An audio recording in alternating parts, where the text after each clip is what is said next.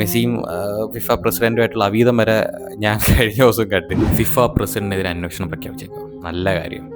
അർജന്റീനയെ ജയിപ്പിക്കാനും മെസ്സിക്ക് കപ്പടിക്കാൻ വേണ്ടിയിട്ട് പുള്ളി കുറേ കാശ് വാങ്ങിച്ചല്ലേ.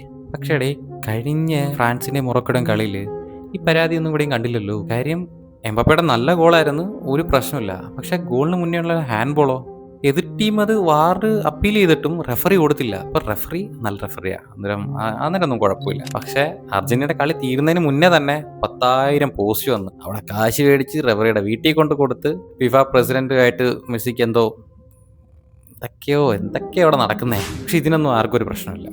എനിക്ക് പറയാനുള്ള ഒരു കാര്യമുള്ളൂ, ഈ അർജന്റീന മെസ്സി ഫാനോട് ഇവരെയൊന്നും പറഞ്ഞിട്ട് ഒരു കാര്യമില്ല, ഇവരെയൊന്നും മാറ്റാൻ പറ്റത്തില്ല. നിങ്ങൾ എത്ര പറഞ്ഞെന്ന് പറഞ്ഞാൽ ഇവർ അടുത്തടുത്ത സാധനങ്ങൾ കൊണ്ടുവരും. മെസ്സിയും ഫിഫ പ്രസിഡന്റുമായിട്ടുള്ള അവീതം വരെ ഞാൻ കഴിഞ്ഞ ദിവസം കണ്ട്.